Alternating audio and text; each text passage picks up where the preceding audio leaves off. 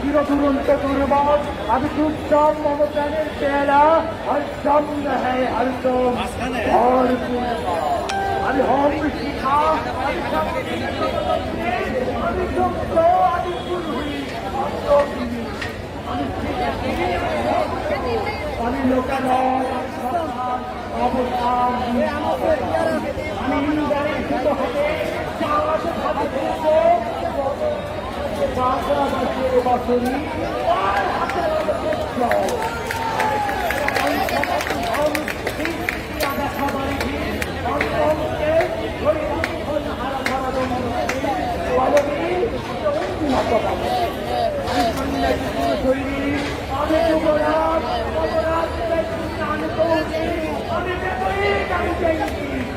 আপনার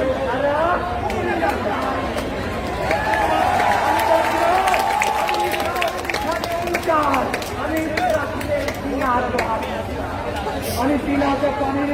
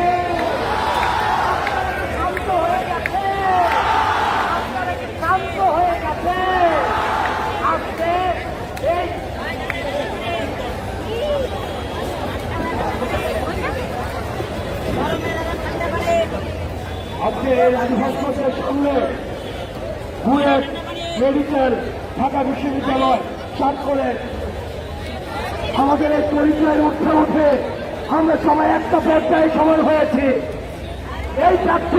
এই রাজভাস্কর আজকে পরিণত হয়েছে শিক্ষার্থীদের প্রতিবাদী কণ্ঠস্বরের মিলন মেলায়। এই প্রাঙ্গণে যারা সামিল হতে পারেনি আজকে বাংলাদেশ বিভাগে বিভক্ত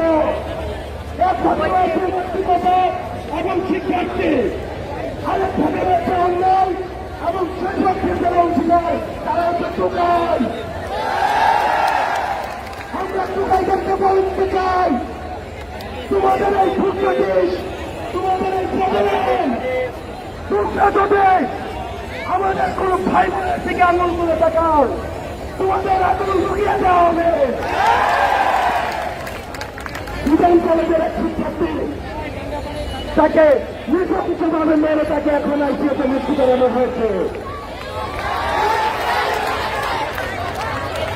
আমি একটি জিনিস মনে করাই দিতে চাই 2018 সালে যারা নির্যাতন করেছে আমাদের উপরে পদলেহন আমাদের পদের জন্য একটি পদবীর জন্য আজকে তারা আমাদের পিছনে জায়গাদের কাছে ক্ষমা চেয়ে যায়, তারা আন্দোলনের টাকা দিয়ে যায় যে আমরা যখন বুঝি নয়। আমরা আপনাদেরকে ওয়ার্নিং দিচ্ছি, আমরা আপনাদেরকে সাবধান করে দিচ্ছি। আপনারা যদি মনে করে থাকেন আমাদের আন্দোলনের পিছনে কোনো ধরনের ডাবল মিনিং নেই, আমাদের ব্ল্যাকআউটে কোনো ক্যাম্প নেই, আমাদের আন্দোলন করছি বৈষম্যহীন বাংলাদেশ গড়ার জন্য।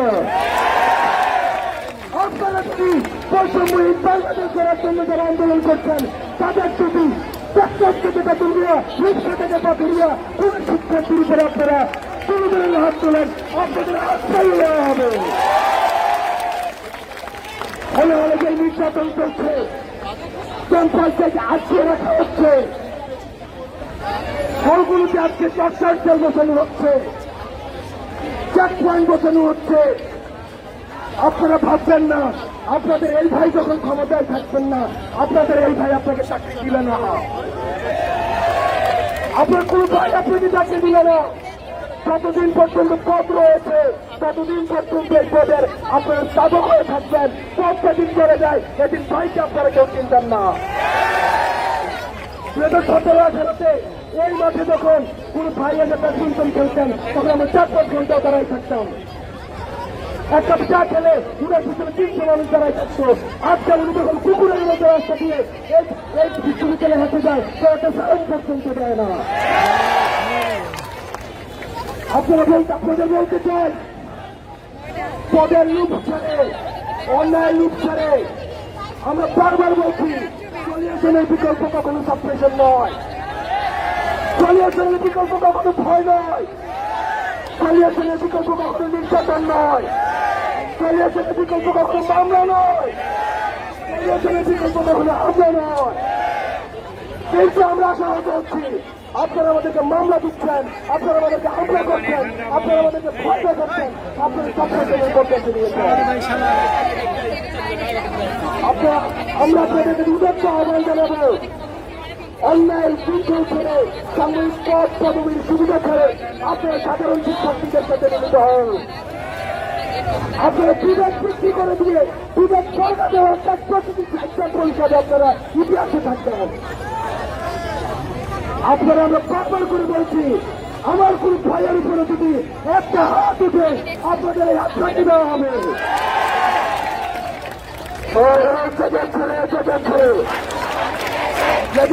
লেগেছে action to action, action to action.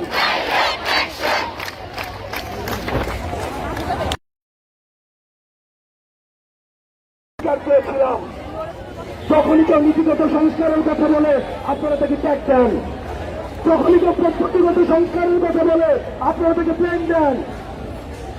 আমরা একটি যৌক্তিক দাবিতে আন্দোলন করছি, কিন্তু আপনারা আমাদেরকে প্রাইমারি অপোজিশনে দেশটাকে আজকে আলাদা করে দিয়ে দিলেন। 2% আপনারা রাখবেন কুটাদারি, বাকি 98% আপনারা বানিয়ে দিলেন রাজাকার।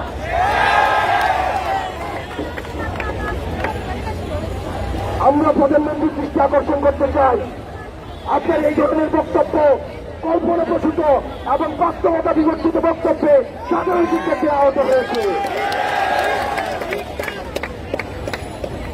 যত দ্রুত সম্ভব আপনি আপনার বক্তব্যকে প্রত্যাহার করুন। একটা দেশে 98% শিক্ষার্থী কখনো রাজাকার হতে পারে না। যারা বাংলাদেশ বিশ্বাস করে, যারা বাংলাদেশের স্বাধীনতাকে গ্রহণ করে, যারা বাংলাদেশকে ভালোবাসে, তাদের বাংলাদেশ বিজয় রয়েছে। আমাদেরকে যখন রাজাকার বলে আখ্যায়িত করা হয়, আমাদের হৃদয় রক্তকরণ হয়। সুতরাং মাননীয় প্রধানমন্ত্রী, আপনাকে দিয়ে যারা এই বক্তব্য দেয়, আমরা দেখেছি সংবাদ সম্মেলনে কিছু পাঁচটা কিছু চাটুকার সাংবাদিক তারা প্রধানমন্ত্রীর পক্ষে বক্তব্য দিয়েছেন। তারা হয়তো পূর্বাচলে একটি ফ্ল্যাট পাবে, তারা হয়তো পদবি পাবে, হয়তো রাজুকের একটা প্লট পাবে, তারা হয়তো চালায়। এই চালায় দেশকে সতর্ক করতে চাই, আপনারা বাংলাদেশকে পিছিয়ে দিচ্ছেন।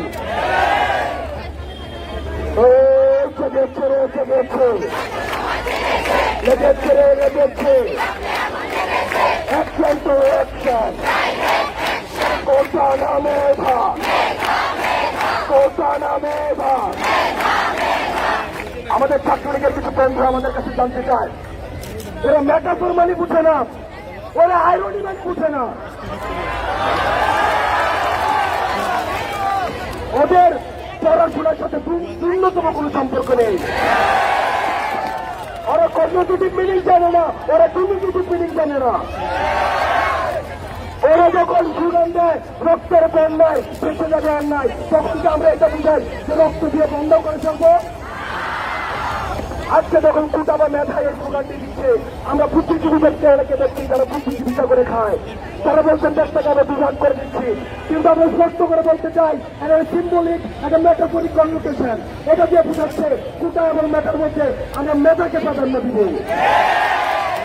কিন্তু আপনারা এটাকে ডিমোক্রেটিক মিনিংয়ে নিয়ে গিয়েছেন, ডিকশনারি মিনিংয়ে নিয়ে গিয়েছেন। আপনারা যে ক্রিকেট পর্দা দিয়ে দিয়েছেন, আপনাদের মস্তিষ্ক তো পাঠায় থাকে, এটা তার প্রমাণ।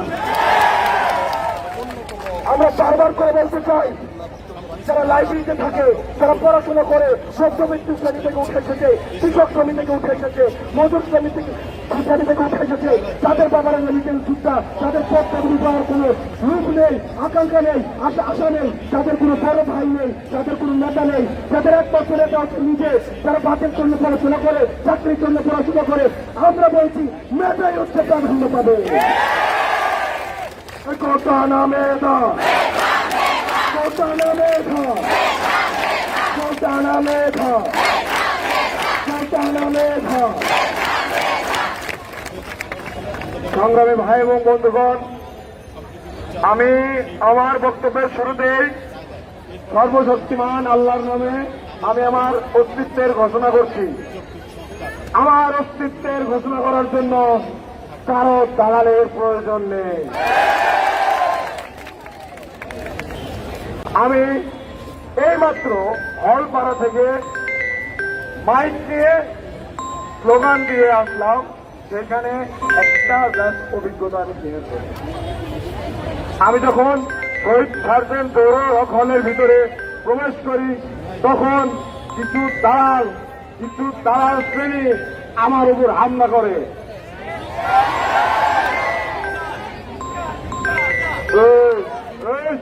আমি কি ভয় পাইছি? আপনারা ভয় পাইছেন? গায়ে শক্তি আছে, যদি কেউ খেলতে চায় খেলবেন। স্লোগান হবে, হবে, খেলা হবে, হবে, হবে, হবে, হবে, হবে, হবে। সারা বাংলা সব দিতে, সব দিতে, সব দিতে, সব দিতে, হবে, হবে, সব খেলাতে,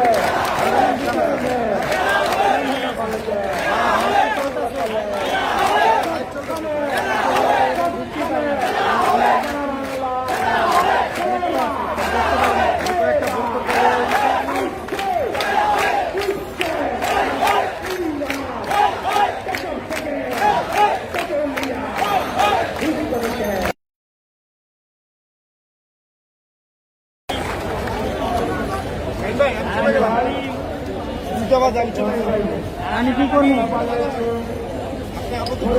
লাইভ দিতে থাকেন 5টা পর্যন্ত, আধা ঘন্টা লাইভ দিয়ে খাইতে দেন। কতক্ষণ হয়েছে? আপনার লাইভ কতক্ষণ হয়েছে? 55 মিনিট। আর 10 মিনিট দিয়া 10 মিনিট দিয়া লাইভ কেটে দিয়ে, ঠিক আছে? দিয়া তারপরে আপনার ওয়াশরুমে যায় খুলে কেন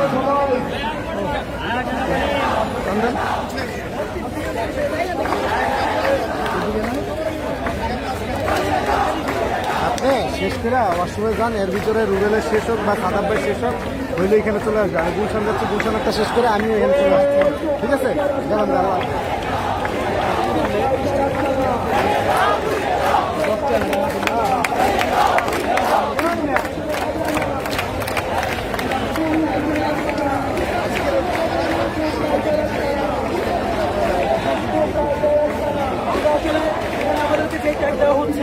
আমরা আসলে কেউ এটা সমস্যা না, আমাদেরকে বলা হচ্ছে আমাদের আমাদের যৌক্তিক দাবি, সেটার ব্যাপারে কোনো কথা নাই।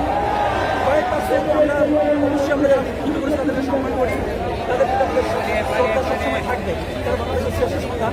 কিন্তু তার মানে এই না যে আমাদেরকে হচ্ছে আমাদেরকে রাজাকার দেওয়া ঢেকে দেওয়া হবে, এটা বলে না। আমরা সাধারণ সমাজ প্রতিবাদে আমরা যে স্কুলমুখী কলেজ থেকে হচ্ছি না, আমরা যে স্কুলমুখী কলেজ থেকে বাচ্চাদের মুখে হচ্ছি না, হ্যাঁ, এটা তাদের কোনো খেয়াল নেই। আমরা যে স্কুল ভার্সিটি কেউ যে কলেজে যাচ্ছে না, হ্যাঁ, এই যে এতগুলো স্টুডেন্টের সমস্যার মুখে হচ্ছে, তাদের কোনো খেয়াল নাই। তারা আছে তাদের দল নিয়ে, তারপর বিভিন্ন জায়গায় বিভিন্ন সমস্যা করছে। তাদের কথা কোনো যুক্তি নেই, তারা ইলজিক্যালি কথা বলছে সব। আপনারা তার বক্তব্য প্রত্যাহার চেয়েছেন, যদি তিনি বক্তব্য প্রত্যাহার না করেন তাহলে কি করবেন? তাহলে কি করবো? আমরা এভাবে চালিয়ে যাবো। আমাদের যে মেইন দাবি সেটা চলবে। হ্যাঁ, আমাদের দাবি মানতে হবে, দাবি না মানার মধ্যে আমরা এভাবে থাকবো।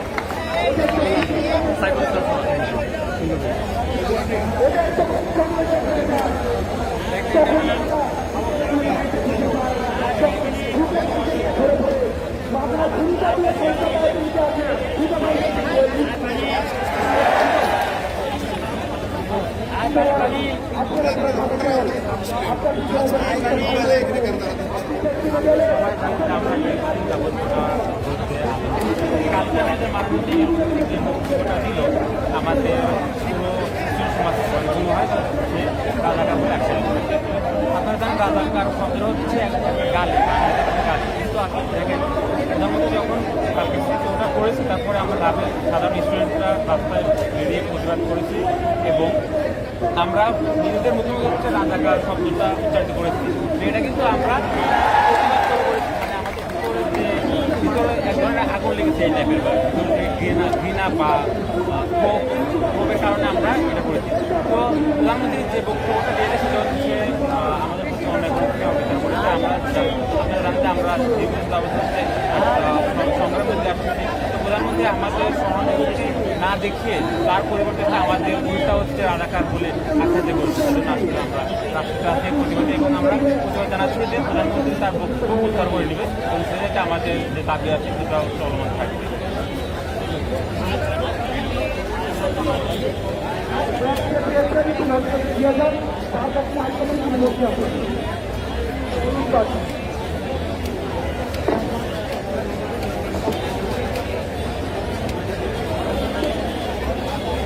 এরা এক জায়গায় বসে সাংবাদিক ভাইরা একটু পিছিয়ে গেলে মেয়েরা একটু সামনে এসে ফাঁকা জায়গায় আনন্দ বসতে পারে। এটা আপনাদের জন্য ভালো, আপনাদের জন্য মেনে দেয়, আপনাদের জন্য বলছে।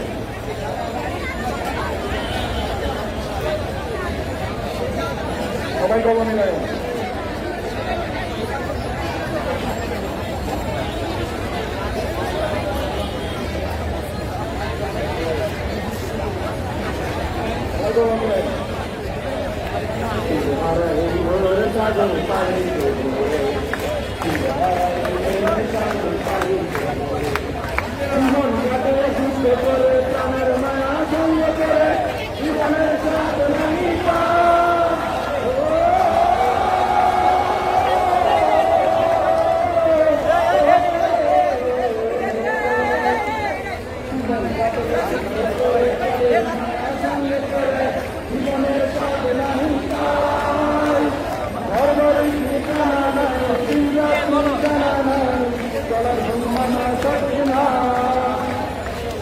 শুধু চলতে হবে,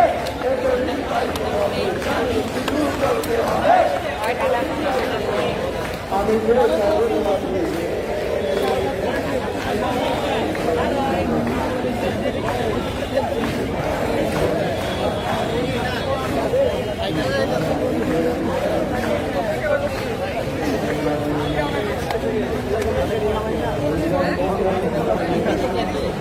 এর নামে